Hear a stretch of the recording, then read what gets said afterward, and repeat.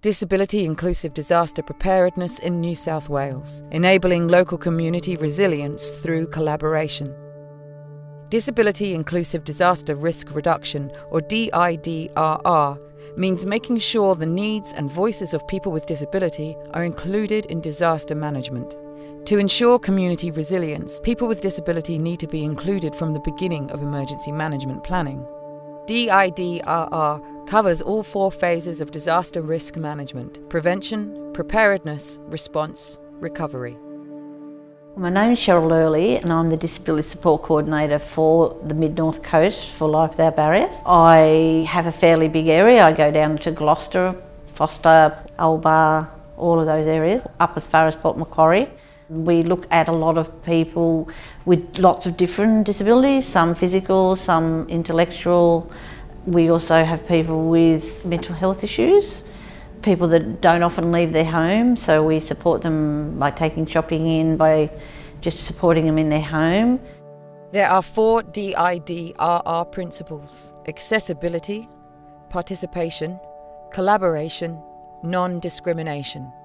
This area is prone to fire and to flooding, and I do support a lot of people in wheelchairs. Some of them have no transport, and it made me start thinking, how are we going to get them out if there is a flood, which I have been involved not so much in a flood but a fire out my way at Albar, and secondly in a fire that happened the night after our very first meeting. Straight away we started thinking about how important it was to have these plans in place very quickly. My name is Steve Lawrence. I'm the Community Engagement Coordinator for New South Wales SES Mid-North Coast region. People need to prepare because all of the research indicates that if communities can develop their own preparedness strategies that are owned and developed by communities, then we're going to get a far better result in terms of how we deal with the increase in extent and the intensity of natural disasters. It's my job to try and provide the tools so that people can help themselves during times of natural disaster, because emergency services simply do not have the resources to be all things to all people and to have an SES boat or a fire truck at every street corner to help people. So we're really trying to move to that state of shared responsibility between emergency services and the community to deal with these natural disasters and severe weather events as they come along. So people can prepare by following a couple of steps, and the first one of those is for people to know their risk. If you live near a river or creek, or indeed in a heavily wooded area, you need to talk to your local council or your emergency services about what your risk is. The second thing that people can do is to make a plan what they will do in the event of a natural disaster, be it flood, fire, storm or tsunami. The third thing that people need to do is to make some preparations to their home and to their business. So that physical, practical things like cleaning gutters, making sure that you have an asset protection zone cleared around your house, doing simple things like having a home emergency kit ready, so if you do lose power or need to evacuate in a hurry, that you have all those essential items that you need to make sure that you can leave feeling safe, that you've got everything that you feel precious and dear about with you as you leave. The fourth thing that people need to do is to be aware. Information is king in terms of natural disasters, and we need people to firstly know where to find that information, be it on the internet, be it the Bureau's website, be it emergency services websites, local ABC radio. And so to be able to access that information and to know how to use that information and to heed warnings when they're issued by emergency services. And the last thing that people need to do is to look out for each other, to be aware about checking on your neighbours, your families and friends, to make sure that they've heard the information that you've heard around the developing situation and that they are taking the appropriate steps to make sure that they're safe. I'm John Green. I grew up in this area.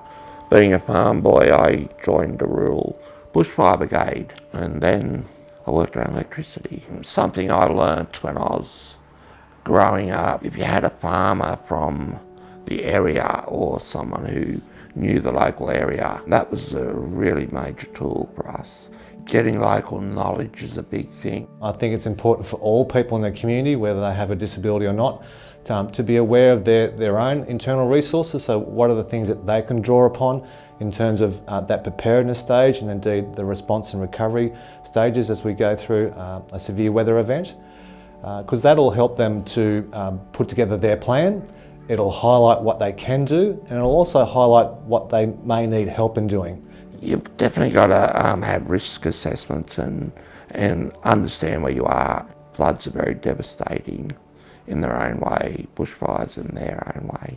I actually know of a girl that lost her bridge not far from here, and they had to look after her because of her disability. So we have major floods here. Virtually our main street gets cut off. That takes out doctors, chemists. So if you're evacuated and sent somewhere, but yet you don't grab your prescriptions or don't grab your stuff, then the doctors can't assess what tablets you take. Now on the nice World Wide Web, they have a place where the doctors can upload all your medical history, My Health Record. My Health Record website, myhealthrecord.gov.au. So that means if you get evacuated, the doctor can give the okay and another doctor can actually prescribe stuff for you.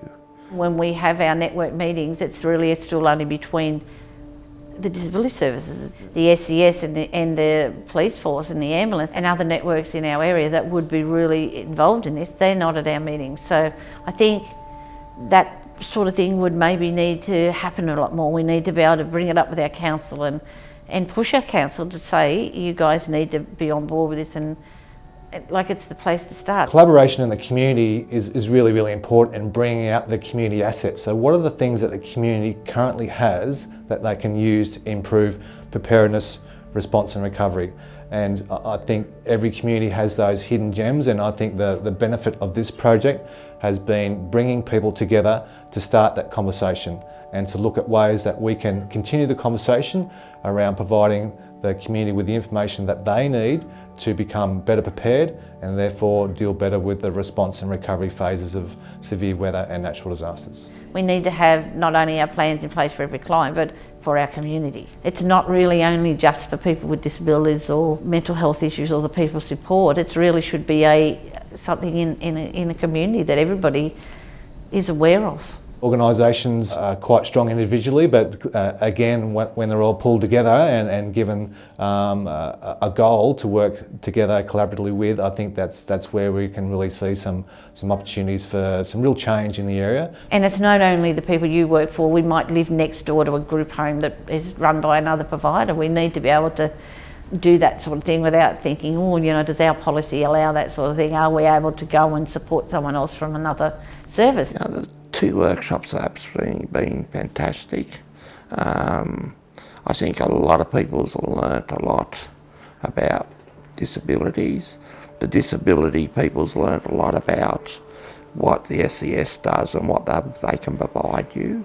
The extent of preparedness for those people that do have health issues or people with a disability, and indeed as we move through, we're seeing an ageing of the demographic in this area, particularly on the mid-north coast. We're seeing an increase in people who are living in individual or sole households. So again, it's really, really important that we have this collaborative approach around a common problem that affects all people.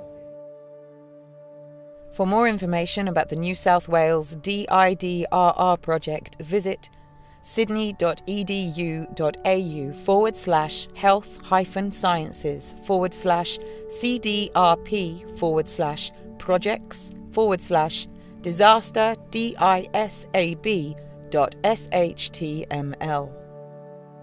The Australian Federal Government logo, the New South Wales Government logo, and the University of Sydney logo are displayed.